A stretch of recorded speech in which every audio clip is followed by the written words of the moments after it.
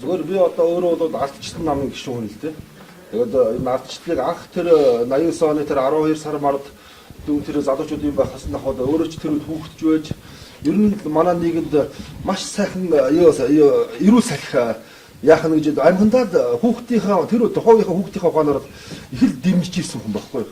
Тэгээд энэ 20 одоо бол 25 жил хоширч чи эргээ бодож явах таа. Ардчлал чинь ядан зэргийн ардчлал гэдэг нэрээр энэ чинь уус хор юм байна шүү дээ. Энийний хор нь бол маш их энгийн юм байна. Одоо Америк гэж өнгөн дээр Америк гэж дуудагдаад байгаа ардчлалын еврей нэрийн дэлхийд учруулж байгаа хорт бодлогыг золиосон юм байна. Бид ардчлал гэж их хашгичаад байх юм бол бид бүхнийг алдна, усаач алдна. Тийм л надад тэг санагдах боллоо одоо. Энэ юу за яг би аль юу н үсэлтэй тэр одоо юу хүн сурталтай нийгэм одоо тэр Сэдэн баада коммунизмын нийгэм гэж тэр бол бас л нэг төрөлхтний талаараа бас яг ер нь одоо нийгмийнхээ өмгийг тэр пролетар одоо ядуу хүний нүдээр нэг өрөөсний талаас нь хардаг нийгэм байсан. Өнөөдөр бол тийм ямар ч хамаагүй нэр баяжсан хүний нүдээр хардаг болчих. Тэр би баяжиж чадах нь бусдыгаа уландаа дэвслэх тийм нийгмийг ардчлал гэж яриад байгаа юм шиг. Хэрэв энийг ардчлал гэдэг юм бол энэ ардчлал гэдэг чинь эргэж харж үзэх цаг нь болчих. Бид энэ үзэл баримтлал дээр эргээд нэг харах яг юуг үзэл баримтлалаа болгоод байгаагаа эргэж харах цаг нь болчихсон юм шиг байна. Над тэг санагдаад байна. Одоо энэ би нэг нүгэнд миний зовлон гэдэг бол нийт Монголын бүх ард түмний зовлон, нийтлэг зовлон. Би ер нь маш олон газараар янз бүрийн хаалга очиж янз бүрийн нүүрний арьстай хүмүүстэй уулзаж үзлээ. За тэгээд юу яаж вэ? Эрүүл мэндийн салбарын ялцрал, хуулийн салбарын ялцрал гэдэг бүх авилгач нөөцийн готой зөндөө нүрд туулж үзлээ. Эрүүл мэндийн одоо тэгж эрүүл мэндийн тэр нэг 3 дугаар шатлалын эмнэлгүүдийг хөгжүүлнэ гэж тийм ээ. Тэгэхээр хөгжлөөгүй байсан ч өнөөдөр бид эрүүл мэндэд хамгаалж чадхаа болсон шүү дээ. Хуучин тэр төсөл төсөл эдийн засгийн үе тэр коммунизмын үед чинь тийм ээ хүн өвдгөлд та эмчлүүлэх үүрэгтэй таны эрүүл мэнд бол нийгмийн баялаг гэж үзээд хүчээр эмчилдэг байсан байхгүй юу? Бас ч давуу талтай байсан шүү. Тийм ээ. Тэгэхэд одоо бол намайг эмчлээд өгөөч гингуут маш их зүгээр эмчлэх юм битийхэл би ямар өвчнөд нэрвдээд цагийн аясаар миний бинд ямар өвчин илэрх бол гэдэг урдчилсан шинжилгээ өгөх боломжгүй болтлоо хавчигдчихсан. Энэний суур шалтгааныг би бас л эргэцүүлэх бодож үзлээ л. Тэгсэн чи ийм байд юм байна. Энэ улсын эмнэлэг ийм өмхөөгүй дорой новшийн байдаг шалтгаан нь бол хэдэн эрдэмтэн профессор доктор нэртэй хэдэн хүмүүс хувийн эмнэлэг байгуулчаад тэр хувийн эмнэлгээ ашигтай ажиллахын тулд улсын эмнэлгийг дампуу байлгах тэр бодлогыг одоо тэр аш сонирхлын тэр бодлогыг зориудаар хийх замаар ард түмнийг мухаж хэрэгдүүлдэг юм байна. Тийм учраас л энэ бид хизээж эмчлүүлж чадахгүй.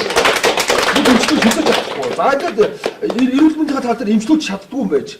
Ядаж хуулиараа их ашиг нь хамгаалагддаг байгаасаа гэж их горьдсон. Хуулиараа хамгаалдаг юм байна. Хууль гэдэг чинь өнөөдөр би баг галзуу хүний өдрийн тэмдэглэл шиг солиот юм яриад зогсож байгаа байхгүй юу? Яагаад гэж бодож байна? Яагаад гэвэл хууль чинь одоо юу яриад одоо жишээлбэл би хулгай хийх юм бол тийм ээ би хулгай хийх юм бол бусдын өмчлөг хулгайснаа ял авах ёстой байхгүй юу тийм гэхдээ ял авдаг жирийн хүмүүс бол хармааны хулгай орон байрны хулгайд бол ял өгдөг аль эсвэл тийм ээ хүчингийн хэрэгт ял өгдөг дээрний хэрэгт ял өгдөг мөртлөө нэг хэрэгт ерөөсөө ял өгөхгүй байгаа гайхалтай санагдав эх орноосоо урвсан одоо үндэснийхээ газар нутгааг гадаадынхаа зарцч гэдэг юм аль эсвэл тэр хэрэгт ерөөсөө ял оноохгүй оноож байгаа ял нь шагнал шиг ял оноож байна. Ердөө ерөнхий сайдынхаа суудаас ямар нэг сайдын суудаас 6 сар огцох нь тэр бол ял биш. Тэр хүмүүсд шоронгийн тордоо шорон хэрэгтэй байхгүй. Яг л бидэртэй адилхан хулгайч яаж ялалдгүй тийм ял хэрэгтэй болчиход байгаа. Тэгэхээр тэр нь бол байхгүй байгаа юм чи мэдээж одоо уриалж байна л да одоо өөрөөр та нар эх оронч байгаа ч ард түмнийхээ язгуур ярих шатлаа санаа зовдөг гэж уриалаад бол тэд ямар ч нэмэргүй. Тэгвэл өнөөдөр бага насны хүүхдийг гүчиндж байгаа хүнийг хажууд нь очиод чи өөрийнхөө охинтойгоо зүйрлэн бодоорой. Хэрэв чи болоор ихэд бол тэр болохгүй шүү дээ. Тэр болгох ганц шалтгаан бол барьж аваад хэрэгтэй газар хийхдээ тэгж үл сая өнөөдөр хууль хэрэгждэг байхгүй. Тэр л тогтолцоо гажуудчихсан. Хоёрт тэгээд загад хууль нь бол үнэхээр ах юм алгаа тэгээд ёстой нэг зүү зэрэглэх шиг хуультай. Би жишээ дүрлээд ярьсан ч бодож байна л да зүгээр. Нэг зүгээр жишээ дүрлээд ярихад автовар хэд нэг хулгайч нөхөр хүний машин хулгай хийгээд аягт согтуу үед хүний машин хулгай гээд унж яваад манай дүүртээ мөрөлдөж байгаа машинтай. Тэгээд нөгөөч нөгөө гимт хэрэг хийсэн чинь нөгөө хэргийн газар хаяа зугтаачихсан өөрөө тэр үуч мэдчихэж шүү дээ би болохгүй хулгай машаатай явж яваад баригчлаа хэргийн газар орон зугтааж яваад баригдсан байхгүй юу яригдаж манай дүү ял авч салсан да. Тэгтэл тэгэд яагаад энэ вэ гэсэн чинь ердөө маш аль талаас нь тайлбарлахаас л хамаардаг юм байна. Тэр үгнүүд тэгж зүүчиж ирсэн. Нөгөө бусдын өмч хөргийг хулгай хийсэн гэдэг нэгт хоёр цогтуугаар зам тээврийн хөдөлгөөнд оролцсон. Хоёр тэгээ тэр өөрөө жолооч биш мөртлөөсөө зам тээврийн хөдөлгөөнд оролцсон. Одоо хэргийн газар хайж оргон зайсан. Тэгэхээр тэр баригдах шалтгаан бол цуг явж исэн найз охин нь Аарсных нь ясан задраад тэндээ үлдсэндээ л баригдсан байхгүй. Тэгвэл тэр баригдахгүй байсан. Тэгээд нэг онц аюултай нөхцөлөд хайж оргон зайсан гихчлэн маш олон зүйлчлээ буруутгачаад гэхдээ шүүхтэр угаагаад цэвэрлэгдээд гараад оронд нь тэрний хийсэн тэр ялыг өөр хүн үүрэх хэмжээнд хүртэл.